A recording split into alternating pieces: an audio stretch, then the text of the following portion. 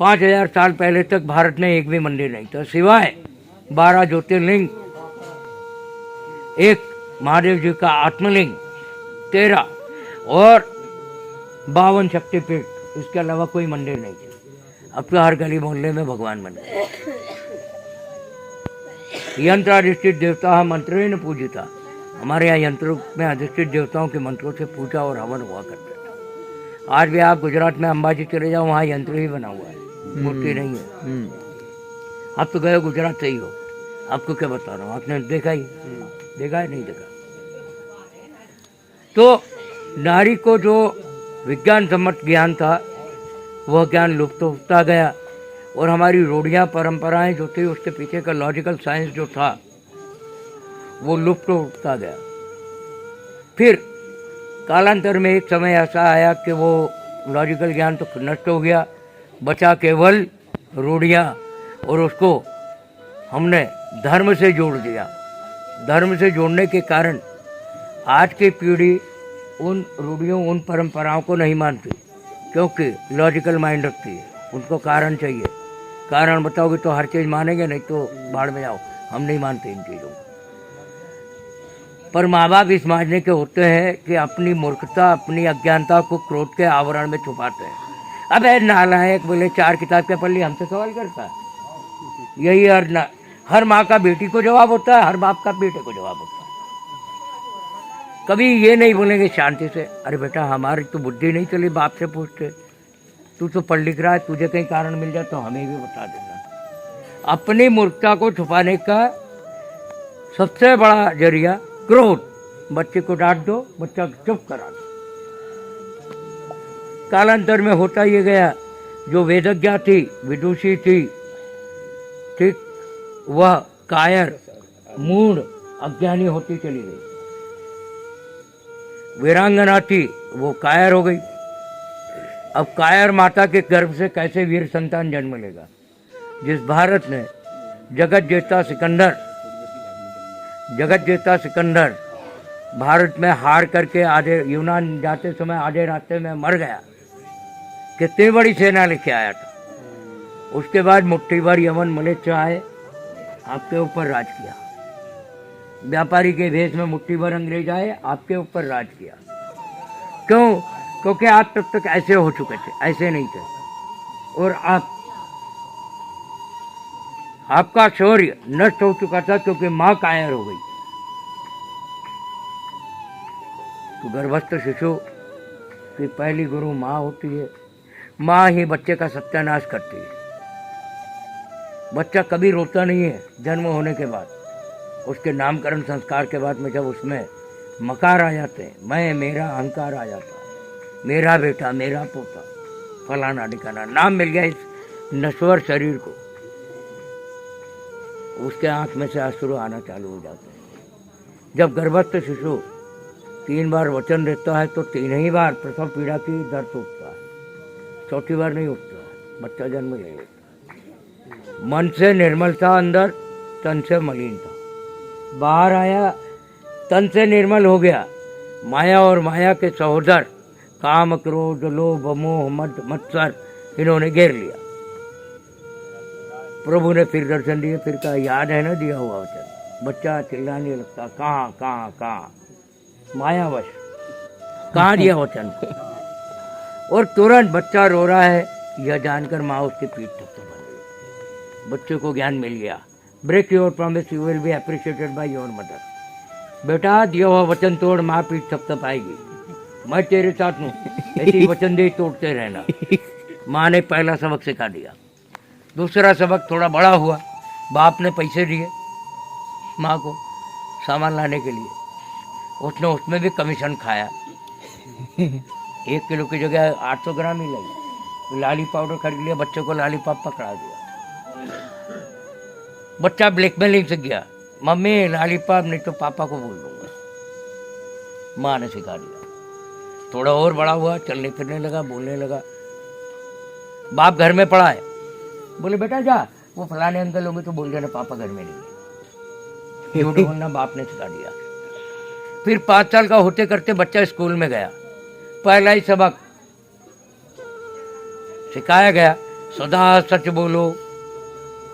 भैया ठीक है, सच बोलूंगा। घर गया, उसी दिन कोई आ गया था, बाप ने कहा बोले जा बेटा बोल दे पापा घर में नहीं है। बच्चा गया, गुरु से मिला हुआ ज्ञान था, बोले अंकल पापा ने कहा पापा घर में नहीं है। बाप ने कूट दिया। कालांतर में होमवर्क नहीं किया था, स्कूल गया, टीचर को बोला, बोले मैडम मेरे हाथ में लग गई थी। बोले पट्टी दिखा, पट्टी है ही नहीं। टीचर ने कूट दिया। बच्चा वहाँ दोराहे पे खड़ा हो गया, साला झूठ बोलूं तो पीटूं, सच बोलूं तो पीटूं, मैं जब बोलूं तो बोलूं, क्या बोलूं, मारे तो चलूं का बराबर के। तो इस दुर्गति पे पहुंचाते हैं माँ बाप।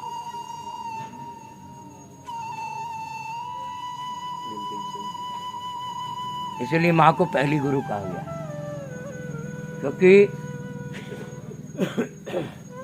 कुमार का पहला सबक माँ ही सिखाती है।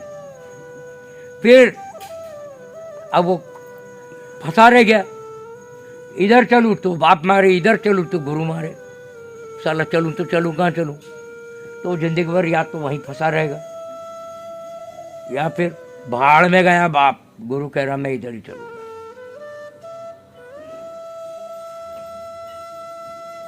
वो वजन है ना, बलिहारी गुरु आपके गोविंदियो बताए, गुरु गोविंद गो खड़े काके लागू पाए है। अब माँ बाप को आगे भड़क गए, बोले हमारा बच्चा हमारी सुनता ही नहीं है। अरे सुनेगा क्यों, सुनेगा क्यों? तो कहने की बात कि बच्चे का सत्यानाश कराने के बाद में फिर स्कूल के टीचर को दोष देना कि बच्चे को ढंग से पढ़ाया लिखाया नहीं, यह गलत। और यही हमारी चारित्रिक, सामाजिक, आर्थिक, बौद्धिक, नैतिक पतन का कारण है कि नारी को गुरुकुल से विमुख कर दी। क्या हमारे यहाँ पहले नारी सह शिक्षा नहीं थी, वो एजुकेशन नहीं था? वाल्मीकि ऋषि के आश्रम में, गुरुकुल में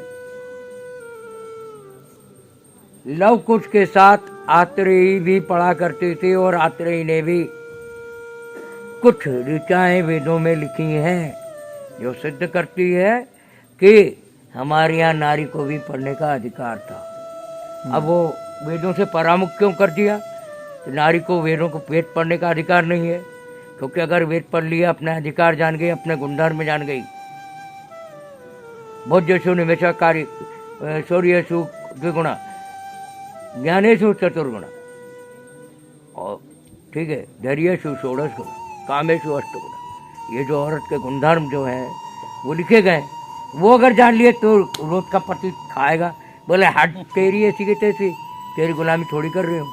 विवाह सूत्र पढ़ लेगी, अधिकार जान लेगी, क्योंकि विवाह सूत्र जो है वैवाहिक जीवन का संविधान है।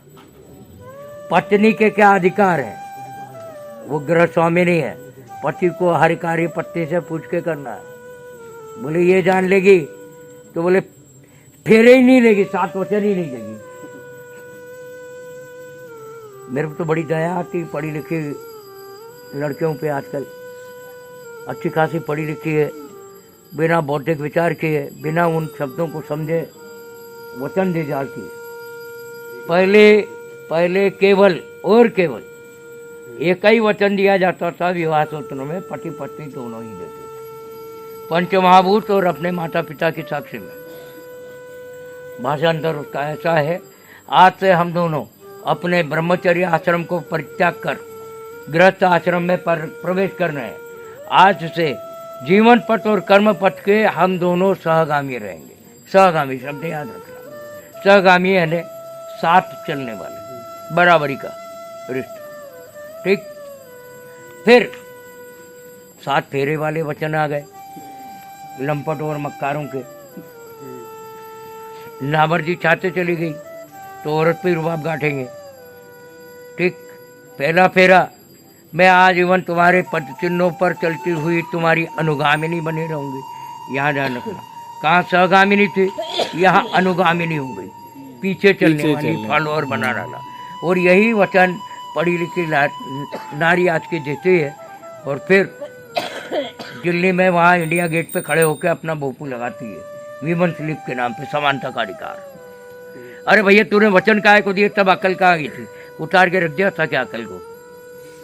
फेरे लेते समय विचार नहीं किया। अब वचन दिया है तो निभाओ।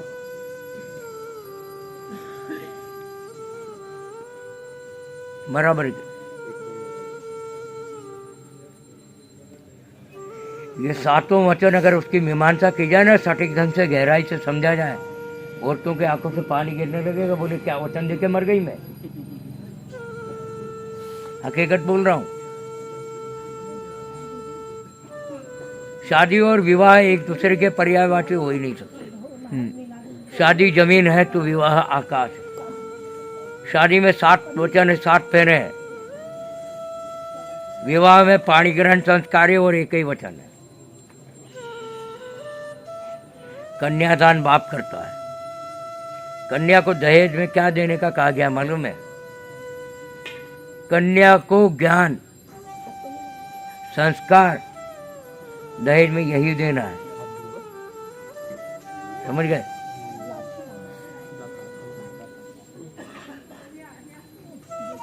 बड़ा गहरा अध्ययन किया, खूब खोज की, पुराने ग्रंथों को निकाला, पढ़ा, समझा, जाना, तब जाके समझ में आया कि हमारा पतन क्यों हुआ। और हम बड़े किस्मत वाले थे, क्योंकि पैदा हुए तो 72 घंटे तक तो घर वालों को मालूम ही नहीं चुका था कि बहुरिया मरी तो पीछे लड़का भी छोड़ रही है, तो हमारी पीठ नहीं थपथपाई। हम कहाँ कहाँ चिल्लाते रहे, किसी ने पीठ नहीं थपथपाई। समझ में आ गया कि अरे बाबा कोई अपने को शाबाशी देने वाला नहीं है, झूठ बोलने, सच ही बोल। सत्य, धर्म और न्याय के मार्ग पर अगर बाप भी सामने खड़ा हो तो भी मैं पीछे नहीं हटता था, मुंह पे बोलता था तुम गलत तो गलत। न जोरू न जाता, न किसी से नाता, न काहू से यारी, न काहू से बैर।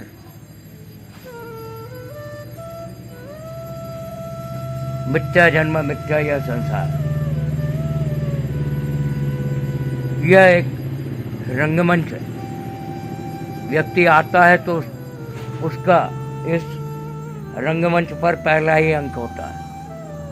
नेपथ्य से कब बुला ले वह निर्माता कहा नहीं जा सकता। पूरी स्वतंत्रता दे रखी। कोई संवाद लेखक नहीं है, कोई कुछ नहीं है। बस उसने तो भेज दिया, बोले यह नाम होगा इस कैरेक्टर का, बोले जा निभा इस रंगमंच पर यह चरित्र। जो तेरी मर्जी आए वह बोलना, जो जैसी तेरी मर्जी आए वैसा करना।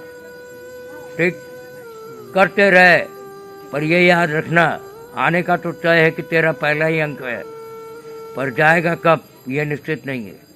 तो हर अंक में तेरा उस रंगमंच पर इस प्रकार संवाद हो, अभिनय हो कि अगर पहले अंक में भी नेपथ्य में चला गया तो भी चौथे अंक में भी जाकर के लोग बोले अरे नहीं, था तो वही था, उसके अलावा कोई नहीं था। बात जाने के बाद आपके इस नश्वर देह को छोड़ जाओगे ना, तब लोग कहें come back we want to listen you. वापस आओ, हम आपको सुनना चाहते हैं, आपको देखना चाहते हैं, आपसे जानना चाहते हैं। तो जीवन का सार्थकता है, नहीं तो क्या है। मरे बोले अच्छा हुआ मर गया, बोले बड़ाऊ बोले बहुत परेशान कर रखा था, दो करे